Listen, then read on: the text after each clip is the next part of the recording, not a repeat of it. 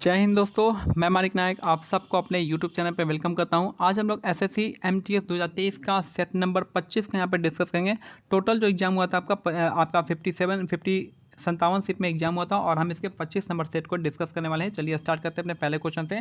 पहला आपका national family benefit scheme जो है कब स्टार्ट हुआ था? तो आपका 1995 में गवर्नमेंट ऑफ इंडिया के द्वारा स्टार्ट किया गया था। तो याद रखना है कि नेशनल बेनिफिट स्कीम जो है आपका स्टार्ट हुआ था आपका कब? 1995। इसका करेक्ट आंसर हो जाएगा बाय गवर्नमेंट ऑफ इंडिया हो जाएगा। नेक्स्ट क्वेश्चन कह रहा है यहाँ पे थोड़ा सा। हाँ, सैम की वार्षिक आय 9 लाख रुपए है। वित्त वर्ष 2021-22 की आयकर स्लैब दरों में इनकम टैक्स स्लैब रेट की नई व्यवस्था के अनुसार उसकी आय पर भारत का कौन सा टैक्स स्लैब लगेगा? तो उसका जो है आपका 9 लाख रुपया है, तो 9 लाख पे आपका 15% का स्लैब टैक्स लगेगा। ठीक है, तो 15% लगेगा आपका 9 लाख रुपया अगर उसके पास है तो। नेक्स्ट है, भारत के उपराष्ट्रपति का पद कितने वर्षों का होता है? तो आपका मैक्सिमम जो है आपका 5 वर्षों का होता है। अधिकतर पोस्ट का जो पद होता है आपका 5 सालों के लिए किया जाता है, तो 5 साल इसका करेक्ट आंसर हो जाएगा। अब भारत के उस बार उपराष्ट्रपति पद पे कौन आते हैं? तो ये आते हैं आपका जो राज्यसभा के जो सभापति है, सभापति कर सकते हैं, आपका वाइस प्रेसिडेंट ही करते हैं। नेक्स्ट है, किस प्रकार के घर्षण को समायोजन यानी सेल्फ एडजस्टिंग फोर्स माना जाता है? तो ये हो जाएगा आपका स्थैतिक घर्षण, इसका करेक्ट आंसर हो जाएगा। तो किस प्रकार के घर्षण को सेल्फ एडजस्टिंग फोर्स यानी स्वयं समायोजन बल माना जाता है? तो हो जाएगा आपका स्थैतिक घर्षण, इसका करेक्ट आंसर हो जाएगा। नेक्स्ट है, पंडित लच्छू महाराज जो है उनका संबंध मुख्य रूप से निम्नलिखित में से किस नृत्य से था? तो आपका कथक, इसका करेक्ट आंसर हो जाएगा। लच्छू महाराज का संबंध जो था आपका कथक से था। अगर हम बात करते हैं मणिपुरी डांस का, तो मणिपुरी डांस से संबंधित है आपके झावेरी बहनें हो जाएंगी और साथ में बीरेन सिंह हो जाएंगे। विपिन सिंह और झावेरी बहने का संबंध मणिपुरी डांस से हो जाएगा। ओडिशा से हो जाएंगे केलुचम महापात्रा हो जाएंगे, सोनल मान सिंह हो जाएगी, मीनाती मिश्रा हो जाएंगे, माधवी मुदगल हो जाएंगी। भारतनाट्यम से हो जाएंगे कौन कौन? तो आपका भारतनाट्यम से हो जाएंगे यामिनी रुक्मणी देवी अरुंडेल हो जाएंगी, यामिनी कृष्णमूर्ति हो जाएगी। अगर एक्टर की बात करते हैं तो हेमा मालिनी हो जाएगी, आप वैजंती माला हो जाएंगी। ये सब इन सब का संबंध है आपका भारतनाट्यम से। नेक्स्ट है, मई 2022 तक भारत में चीनी का सबसे बड़ा उत्पादक राज्य कौन सा है? तो महाराष्ट्र, इसका करेक्ट आंसर हो जाएगा। मई 2022 तक भारत में चीनी का सबसे बड़ा उत्पादक है महाराष्ट्र। नेक्स्ट है, एशियाई भारत की सर्वोच्च राष्ट्रीय खेल संस्था है। एशियाई का पूर्ण रूप क्या है? तो स्पोर्ट्स अकेडमी ऑफ इंडिया, इसका स्पोर्ट्स अथॉरिटी ऑफ इंडिया है, अकेडमी नहीं है, अथॉरिटी ऑफ इंडिया हो जाएगा। तो यहाँ पे स्पोर्ट्स अथॉरिटी ऑफ इंडिया हो जाएगा, एसीआई का फुल फॉर्म हो जाएगा। नेक्स्ट है, 2022 का शीतकालीन ओलंपिक की मेजबानी किस शहर ने किया था? तो बीजिंग, इसका करेक्ट आंसर हो जाएगा। 2022 का जो शीतकालीन ओलंपिक होता है बीजिंग में किया जाएगा। याद रखना है, जो भी एक जो होता है समर ओलंपिक होता है और एक होता है विंटर ओलंपिक होता है। समर ओलंपिक, विंटर ओलंपिक, एक ओलंपिक जो होता है आपका हर 4 साल बाद आता है, लेकिन समर और विंटर ओलंपिक आपस में 2 साल बाद आता है। ठीक है, तो ये अकेले आएगा तो 4 साल बाद आएगा, ये अकेले आएगा 4 साल बाद आएगा, लेकिन दोनों आएंगे तो दो साल पे आएंगे ये दोनों। नेक्स्ट है, जैसे टोक्यो ओलंपिक का कितने में आया था? टोक्यो ओलंपिक 2020 का था और यहाँ पे शीतकालीन ओलंपिक में जो है आपका बीजिंग में हुआ था, 2022 में हुआ था। फिर से 24 में आएगा कौन सा? आपका फ्रांस में आएगा। और 2026 में फिर आपका जो होगा तीनों जगह पे होगा, यूएसए, मैक्सिको, ये सब। नेक्स्ट है, भारत के किस स्वतंत्रता सेनानी ने लखनऊ में 1857 के प्रसिद्ध विद्रोह सिपाही विद्रोह का नेतृत्व किया था? तो कहाँ से किया था? तो लखनऊ से की थी बेगम हजरत महल, इसका करेक्ट आंसर हो जाएगा। तो भारत के किस स्वतंत्रता सेनानी ने लखनऊ में 1857 के प्रसिद्ध विद्रोह का नेतृत्व किया था? तो बेगम हजरत महल, इसका करेक्ट आंसर हो जाएगा। रानी लक्ष्मीबाई कहाँ से थी? कहाँ से की थी आप मेरे को बताइएगा। ग्वालियर से की थी और तो कोई है नहीं। यहाँ पे बताइएगा। एक और है, कुंवर सिंह का संबंध था बिहार से, याद रखना है, कुंवर सिंह बिहार से हो जाएगा। बहुत सारे हैं आपको, जैसे बख्त खान दिल्ली से हो जाएंगे, ये सब इंपॉर्टेंट है। गणगौर एक भारतीय त्यौहार है जो प्रमुख रूप से कहाँ का है? तो राजस्थान में मनाया जाता है। गणगौर त्यौहार कहाँ में मनाते हैं? तो राजस्थान में मनाते हैं, याद रखना है। कालबेलिया भी यही कहा जाएगा। ठीक है, त्रिपुरा में आपका होजागिरी फेस्टिवल होता है। होजागिरी आपका कहाँ का नाम है? आपका त्रिपुरा का याद रखना है। और मोपिन फेस्टिवल जो आएगा अरुणाचल प्रदेश का हो जाएगा।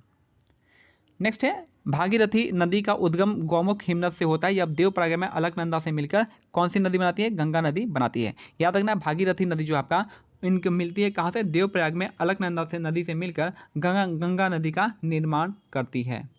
नेक्स्ट है, अक्टूबर 2022 में प्रधानमंत्री नरेंद्र मोदी द्वारा शुरू किया गया वन नेशन वन फर्टिलाइजर योजना के तहत उस ब्रांड का नाम बताइए जिसके तहत ये सभी उर्वरक बेचे जाएंगे। ये था आपका भारत, इसका करेक्ट आंसर हो जाएगा। तो अक्टूबर 2022 में प्रधानमंत्री नरेंद्र मोदी द्वारा स्टार्ट किया गया योजना वन नेशन वन फर्टिलाइजर योजना के तहत उस ब्रांड का नाम बताइए जिसके तहत ये सभी उर्वरक बेचे जाएंगे। तो भारत इसका करेक्ट आंसर हो जाएगा। नेक्स्ट है 21वीं सदी के किस प्रसिद्ध भारतीय लेखक ने मेलुहा के मृत्युंजय शिव रचना या द इमॉर्टल ऑफ मेलुहा जो है आपका उपन्यास लिखा था? तो ये लिखा था आपने अमीश त्रिपाठी ने। याद रखना है कि मेलुहा का मृत्युंजय या फिर शिव रचना त्रय यानी the immortal of Meluha Shiva trilogy जो है उपन्यास लिखे थे अमीश त्रिपाठी ने लिखा था। नेक्स्ट है अल्लूरी सीताराम राजू जो है भारत के आंध्र प्रदेश राज्य के एक आदिवासी स्वतंत्रता सेनानी थे। तो अल्लूरी सीताराम राजू जो थे आपके आंध्र प्रदेश राज्य के आदिवासी स्वतंत्रता सेनानी थे। नेक्स्ट है किसने भारतनाट्यम में पंडानल्लूर शैली के लोकप्रिय बनाया और 2004 में पद्म भूषण प्राप्त किया था? ये थे आपके अलारमेल वैली, इसका करेक्ट आंसर हो जाएगा। तो किसने भारतनाट्यम में पंडानल्लूर शैली को विशेष लोकप्रिय बनाया और 2004 में पद्म भूषण प्राप्त किया था? तो आपका अलारमेल वैली इसका करेक्ट आंसर हो जाएंगे। नेक्स्ट है cytokinesis is the division of the cytoplasm of eukaryotic cell into two daughter cell. देखिए यूकैरियोटिक में क्या होता है आपका साइटोकिनेसिस में एक डॉटर सेल जो आपका एक जो सेल होता है दो डॉटर सेल में टूट जाता है। तो इसी को हम क्या कहते हैं? साइटोकिनेसिस कहते हैं। नेक्स्ट है आपका यहाँ पे नेक्स्ट है विंड वैन यंत्र जो आपका पवन की दिशा को निर्धारित करता है। तो विंड वैन जो आपका किसकी दिशा को निर्धारित करता है? तो आ जाएगा पवन की दिशा को निर्धारित करता है। याद रखना पवन का स्पीड हम स्पीड मापते हैं किससे? तो एनीमोमीटर से मापते हैं। नेक्स्ट है उस्ताद बिस्मिल्लाह खां का संबंध जो है किसे? तो शहनाई से हो जाएगा, जो शहनाई के सबसे महान प्रतिपादकों में से एक थे। तो उस्ताद बिस्मिल्लाह खां का संबंध जो था शहनाई से था। तबला के लिए बात करें, तबला के लिए कौन हो जाएंगे? एक तो जाकिर हुसैन हो जाएंगे, एक अल्लाह रखा हो जाएंगे। सितार के लिए पंडित रविशंकर का नाम याद रखिएगा। बांसुरी के लिए पंडित हरिप्रसाद चौरसिया का नाम याद रखिएगा। नेक्स्ट है भारतीय अंटार्कटिका विधेयक 2022 भारत के पृथ्वी विज्ञान मंत्रालय से संबंधित है। तो भारत का भारतीय अंटार्कटिका विधेयक जो है 2022 का भारत के पृथ्वी विज्ञान मंत्रालय से संबंधित हो जाएगा। नेक्स्ट है भारतीय संविधान का कौन सा अनुच्छेद समान नागरिक संहिता यानी यूनिफॉर्म सिविल कोड की बात करता है? तो यूनिफॉर्म सिविल कोड आता है आर्टिकल 44 में। आर्टिकल 44 डीपीएसपी का जो है डीपीएसपी में आता है आर्टिकल 44, उसी में बात किया गया है यूनिफॉर्म सिविल कोड का समान नागरिक संहिता का हो जाएगा। ठीक है, आर्टिकल 14 समानता, 370 आपको पता ही होगा कश्मीर के लिए, और 352 आपका नेशनल इमरजेंसी हो जाएगा। नेक्स्ट है कौन सा भारतीय राज्य बौद्ध गुफा मंदिर का घर है जिन्हें बराबर गुफाओं के नाम से जाना जाता है? तो बिहार इसका करेक्ट आंसर हो जाएगा। तो कौन सा भारतीय राज्य बौद्ध गुफाओं मंदिर का घर है जिन्हें बराबर गुफाओं के नाम से जाना जाता है? तो बिहार इसका करेक्ट आंसर हो जाएगा। बराबर की गुफाएं कहाँ पे? बिहार में हो जाएगा, बोध गया के पास में है। नेक्स्ट है निम्नलिखित में कौन 130 से 150 ईस्वी में भारत में एक शख्स शासक था? तथा रुद्रदमन हो जाएगा। 130 से 150 ईस्वी में भारत में एक शख्स शासक था, कौन? रुद्रदमन हो जाएगा। और रुद्रदमन का जो है जूनागढ़ अभिलेख जो काफ़ी फेमस है। रुद्रदमन का जूनागढ़ अभिलेख आपका काफ़ी फेमस है, जिसमें बताया गया है कि चंद्रगुप्त मौर्य ने सुदर्शन लेक का जीर्णोद्धार किया था।